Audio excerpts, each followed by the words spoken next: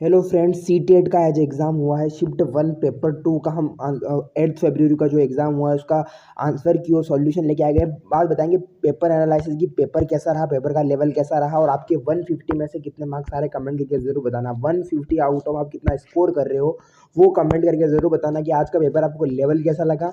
हम इसमें section wise एक तरीके से बात करने वाले क्वेश्चंस की।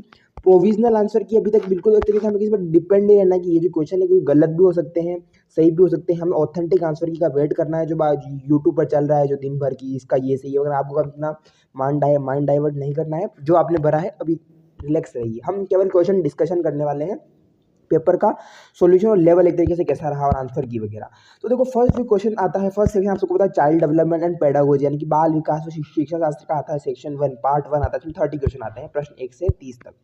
तो इसमें फर्स्ट जो अभिकथन और कारण वाले जो क्वेश्चन होता है कि यदि बच्चों के शारीरिक विकास में देरी होती है तो उनका सामाजिक और भावनात्मक विकास प्रभावित होता है। सही बात है, बच्चों के विकास में विकासात्मक निरंतरता है, तो दोनों एक तरीके से इसमें सही है।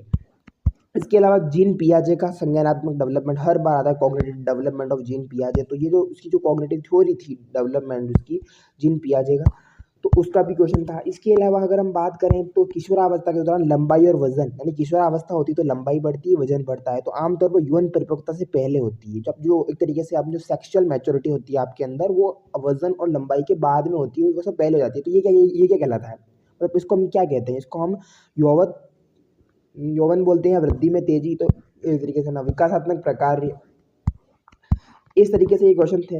अगला जो एक तरीके से माध्यमिक विद्यालय अभिकथन और कारण वाले भी क्वेश्चन थे, यानी कि ए और आर वाले जो क्वेश्चन, ए और आर वाले, ए और आर में क्या होता है कि कौन से मतलब सही है या गलत है, ये आपको बताना है, ये सही है गलत है, और सबसे इंपॉर्टेंट कि ये इसकी व्याख्या करता है या नहीं है, ये इसकी व्याख्या करता है या नहीं, ऐसे क्वेश्चन थे। तो इन क्वेश्चन को आपको ढंग से एक तरीके से अगर आपने पढ़ा होगा तो इस तरीके से आपको करना है। 30 में से आपके पेडागोजी में से कितने नंबर आ रहे हैं वो बताना, बाल एक तरीके से शिक्षा शास्त्र और इसमें आपके कितने मार्क्स आ रहे हैं। लेकिन में से कौन सी समस्या समाधान के, तो ये पेपर 2 का हम सॉल्यूशन लेकर करवा रहे हैं। एक तरीके से पेपर 2 है जो शिफ्ट 1 में हुआ है, पेपर नंबर 2 है, शिफ्ट नंबर 1 में हुआ है 8 फरवरी को सी टेट पेपर। तो एक तरीके से इसका हम एक तरीके से करने वाले जो क्वेश्चन पेपर हुआ है एक तरीके से। आगे अगला क्वेश्चन देखिए, विद्यार्थी कुशलतापूर्वक साधक तरीके से तब सीखते हैं जब विषय वस्तु को उन्हें जानकारी असंगत टुकड़ों के रूप में प्रस्तुत किया जाता है। इसके अलावा लॉरेंस कोहलबर्ग के अनुसार छोटे बच्चों के नैतिक तर्क शक्ति किस नैतिकता के इर्द गिर्द घूमती है, उसका भी एक तरीके से देखभाल की निरंतरता, ये क्वेश्चन था। आपको कमेंट करते जाना कि आपके कितने क्वेश्चन सही हो रहे हैं, आपने कैसे क्वेश्चन किए। क्वेश्चन पेपर का लेवल एक तरीके से हम लास्ट में बताएंगे क्वेश्चन पेपर का लेवल क्या रहा एक तरीके से। संरचनावादी सिद्धांतकारों के अनुसार पूछा कि बच्चों में दुनिया को समझने की स्वाभाविक प्रवृत्ति होती है, बच्चे तभी सीखते जब बाहरी रूप से प्रेरित हो। बच्चे सबसे अच्छा तब सीखते जब उनके सामने जानकारी अंतिम रूप से पूर्ण रूप से प्रस्तुत की जाती है, या फिर बच्चों में अनियंत्रित व्यवहार करने की प्रवृत्ति होती है जिसे सुधारने की आवश्यकता होती है। ये क्वेश्चन भी था। इसके अलावा जो कल 7 फरवरी को पेपर 1 और पेपर 2 हुआ था दोनों शिफ्टों में, उसका भी सोल्यूशन डाल दिया है चैनल पर। सब्सक्राइब करना, ज़्यादा से ज़्यादा शेयर करना ताकि आपको तरीके से हर एग्जाम का नोटिफिकेशन से पहले मिलेगा। इसके अलावा थोड़ा कॉन्सेप्ट बेस पे था कि शिक्षिका एक पाठ को समझ के अलग अलग स्तर विद्यार्थियों के समूह के लिए एक समूह के लिए एक पाठ योजना तैयार कर रही है। लेव वाइगोत्स्की के सिद्धांत के अनुसार इस पाठ योजना को बनाते समय शिक्षिका को निम्न में से किस बात पर विचार करना चाहिए। तो अगर आपने वाइगोत्स्की का जो थ्योरी पढ़ी है तो आप इस क्वेश्चन का आराम से सॉल्यूशन कर सकते हैं। पढ़ने में प्रवाह की कमी, बोलने में कमी, थोड़ी शब्दों का प्रत्यावर्तन, रिपीटेशन उनका, रिवर्जन और अन्यमनस्कता की प्रवृत्ति से विशेष लक्षण किसकी पूछने के लक्षण है, मनोभ्रंश के। ओके। इसके अलावा जो क्वेश्चन था, तो ये जब का जो देखिए पेडागोजी थी, शिक्षा शास्त्र, बाल विज्ञान, बाल मनोविज्ञान, शिक्षा शास्त्र, सीखने के बारे में निम्न में से कौन सा कथन सही नहीं है। सीखने की जो टेक्निक लर्निंग आउटकम्स के बारे में, लर्निंग के जो क्वेश्चन जरूर आते हैं, तो सामाजिक संपर्क सीखने में बाधा डालता है क्या नहीं, तो ये क्वेश्चन बिल्कुल गलत हो जाएगा, हम इसका आंसर गलत हो जाएगा। इसके अलावा जो हमारा अगला सेक्शन, अच्छा देखो, राष्ट्रीय एनईपी का भी क्वेश्चन आया। एनईपी 2020 के आकलन में क्या बदलाव करने की सिफारिश। एनईपी 20 आकलन में क्या बदलाव, असेसमेंट में जो है एक तरीके से ट्रांसफॉर्मिंग असेसमेंट बाय किसका तरीके से स्व मूल्यांकन और सहकारी मूल्यांकन को शामिल करने की। बिल्कुल। अगला जो सेक्शन पार्ट सेकंड आता है वो आता है मैथ एंड साइंस का। जनरल 10th स्टैंडर्ड की मैथ एंड साइंस आती है। मैथ एंड साइंस में आपके कितने क्वेश्चन सही हो रहे हैं वो कमेंट करके बताना। 30 क्वेश्चन मैथ के और 30 क्वेश्चन साइंस के। तो मैथ और साइंस में आपकी तरीके से मैथ और साइंस में कितने क्वेश्चन 60 में से आपकी करेक्ट हो रहे हैं, 60 में से कितने मार्क्स आ रहे हैं। अगर आप 60 में से 45 भी स्कोर कर रहे हो, 45 प्लस स्कोर कर रहे हो, तो आप सेफ जोन में हो एक तरीके से। तो एक तरीके से आपको बहुत अच्छे मार्क्स आएंगे। लेवल के ऊपर है। परिमेय संख्या का भी क्वेश्चन पेपर था, क्वेश्चन था, क्योंकि मैथमेटिक्स हम सॉल्यूशन कर रखा है पेपर के, तो तरीके से आप आई होप कि आपने अच्छे क्वेश्चन अटेम्प्ट किए होंगे मैथ के क्वेश्चन। इसके अलावा रेखाखंड के जो ज्योमेट्री थी उसका भी क्वेश्चन थे। ए और डी दो बिंदु रेखाखंड बी सी के एक और स्थित बिंदु इस प्रकार है कि ए बी जो है is equal to 5 centimetre, A C is equal to 8 centimetre, B C is equal to 4 centimetre, B D is equal to 8 centimetre और C D is equal to 5 centimetre. तब हमें बताना था कि जो किस तरीके से त्रिभुज, एक तरीके से ये जो निशान है आपको जानना पड़ेगा। पाइथागोरस ट्रिक भी इसमें अप्लाई करनी है। इसके अलावा जो मैथ का जो स्टैंडर्ड हम देख रहे हैं कि 10th स्टैंडर्ड की मैथ है और काफ़ी मतलब ज़्यादा इजी नहीं है और हार्ड भी नहीं है। मतलब जो 10th स्टैंडर्ड में अगर आपने 9th या 8th तक का भी जो मैथ अगर आपने अच्छे से आती है, 8th के कॉन्सेप्ट भी अगर अच्छे से आते तो भी आप इसका मैथ का आधी क्वेश्चन सोल्व कर सकते हो। इसके अलावा लंबाई चौड़ाई वगैरह भाई क्वेश्चन है, पैटर्न की समझ और सिंपल इंटरेस्ट, एसआई और प्रॉफिट एंड लॉस के क्वेश्चन भी है एक तरीके से सिंपल इंटरेस्ट। इसके अलावा एवरेज है, स्पीड है, ये जब क्वेश्चन है परसेंटेज बेस के, ये क्वेश्चन भी एक तरीके से इस पे थे, अपरिमेय संख्या वगैरह। इसके अलावा जो अगला क्वेश्चन था हमारा, अगला पार्ट था वो था साइंस का पार्ट। साइंस में भी 60 क्वेश्चन थे। आपको बताना कि साइंस का लेवल कैसा रहा। साइंस में एक तरीके से जो केमिस्ट्री के क्वेश्चन थे ए बी सी डी और डी, पर्सनली में ग्लूकोज विजन, काफ़ी लेंथी पेपर एक तरीके से कहते हैं। पेपर का अगर लेवल की हम बात करें, पेपर काफ़ी लेंथी था।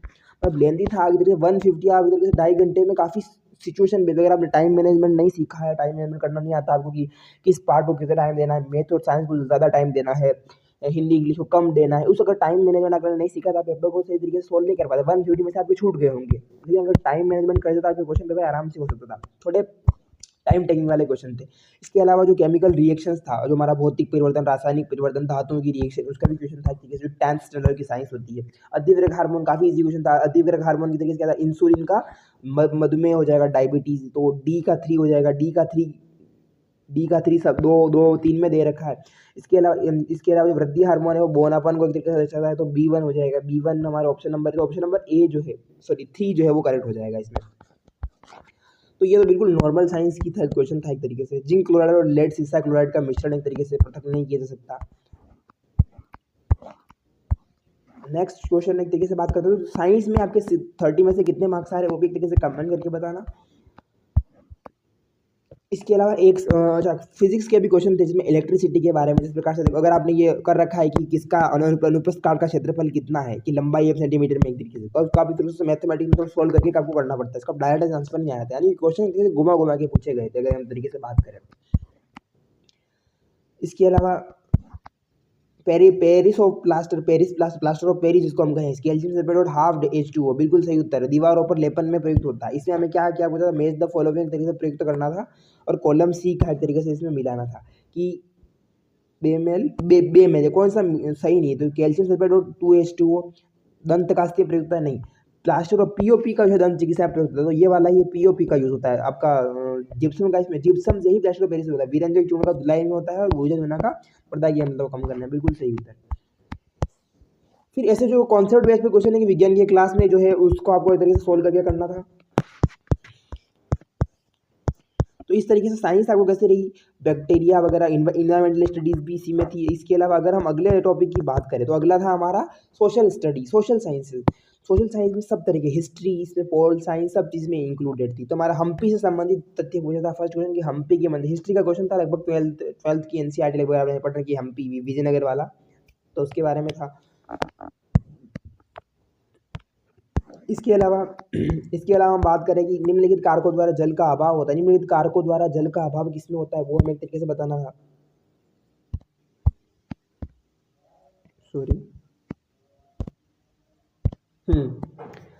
जब ग्रीनविच यम होता है पर दोपहर के 12 बजे हो तो 90 डिग्री पूर्व में क्या समय होगा, तमिल महाकाव्य। इसमें सब तरह के क्वेश्चन आ गए। देखो कॉफी कौन सी जलवायु में, इसका क्लाइमेट और इनके बारे में, क्लाइमेट और क्रॉप का मेक द फॉलोइंग था।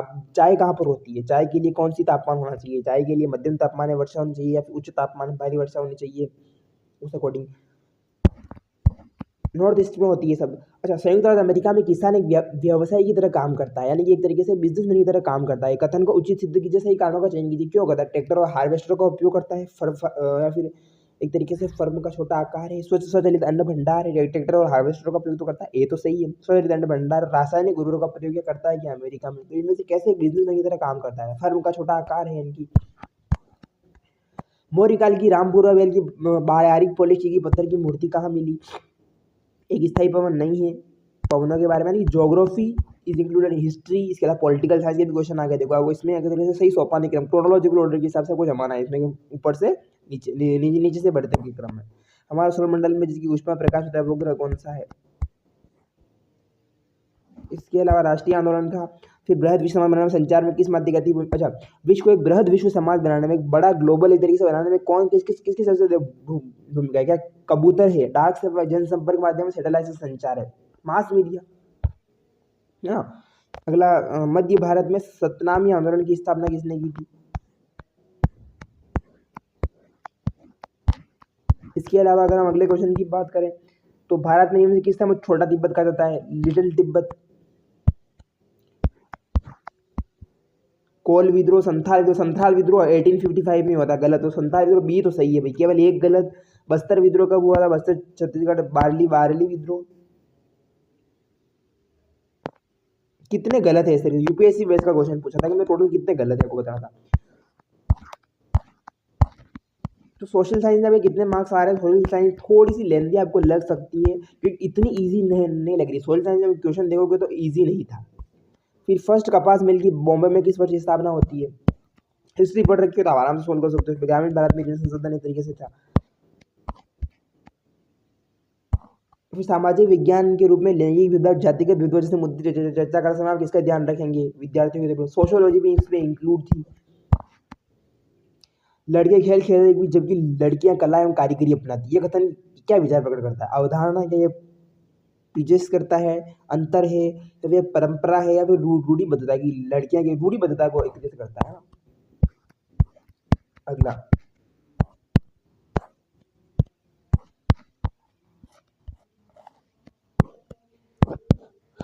क्वेश्चन, अगर हम अगले सेक्शन की बात करें तो सोशल साइंस की एक तरीके से आप लेवल देख सकते हो कैसा था।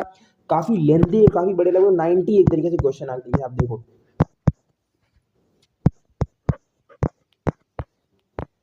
60।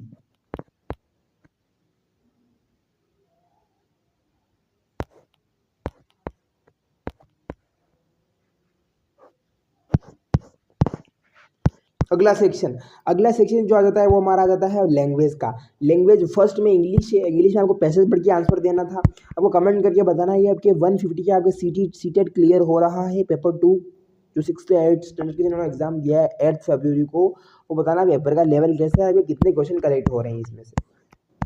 तो इंग्लिश का एक तरीके से पॉम थी, पैसेज था, उनकी तरीके से सिंप्लीफाई करके आपको आंसर देना था। इसके अलावा ग्रामेटिकल थी, ग्रामेटिकल पोर्शन भी इसमें इंक्लूड था। इंग्लिश को लैंग्वेज एक तरीके से लिटरेसी, इसमें आपके 30 क्वेश्चन इंक्लूड थे। लैंग्वेज फर्स्ट की बात हो रही है, ठीक है। इसके अलावा लैंग्वेज फर्स्ट में वापस हिंदी थी। लैंग्वेज फर्स्ट में हिंदी में भी वापस वही आता है, पोम और गद्यांश। इसमें गद्यांश पूछा था कि मनुष्य की कल्पना नहीं होती किताब की तरह, किताब के बारे में था। लेख और गद्यांश के बारे में, किसके पहला स्वरूप कौन सा है, ताल के पत्ते वगैरह, उसके बारे में था। फिर एक आपका पद्यांश पूछा था कि यह धरती कितना देती है, धरती माता कितना देती है अपनी संतान को, और प्रेम तरीके से धरा के बारे में, पृथ्वी के बारे में बता रखा था। हम जैसा बोलेंगे तो मुहावरे सारी चीज़ें इसमें इंक्लूड थी। तो हिंदी का पोर्शन आई होप कि हिंदी का इजी लगा होगा। लेकिन जो हिंदी, जिन्होंने हिंदी अटेम्प्ट किया होगा वो हिंदी है, जिन्होंने इंग्लिश किया होगा उनकी हिंदी। तो आपको बताना कि लैंग्वेज में कितने मार्क्स हो रहे हैं, टोटल मार्क्स इंक्लूड करके आप आंसर बताना।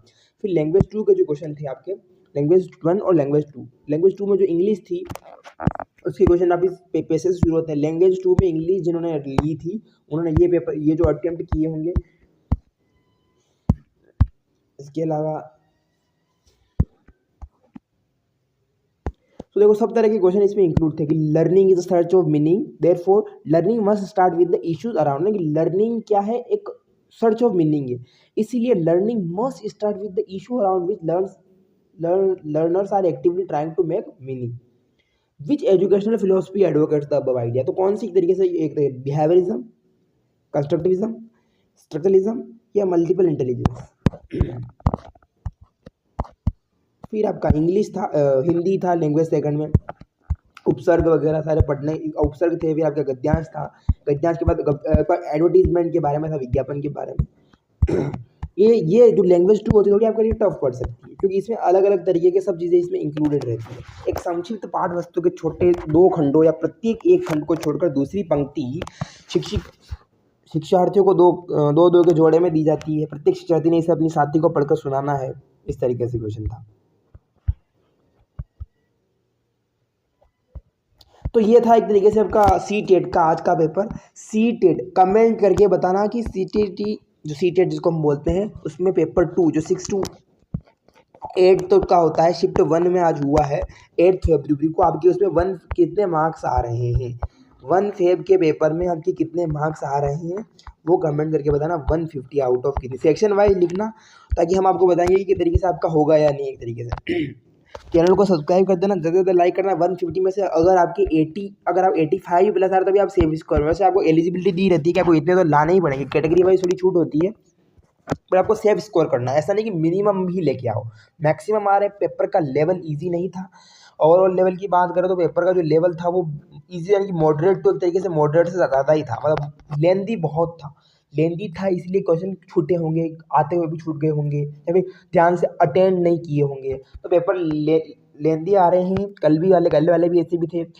बहुत इजी नहीं है, बहुत हार्ड भी नहीं है।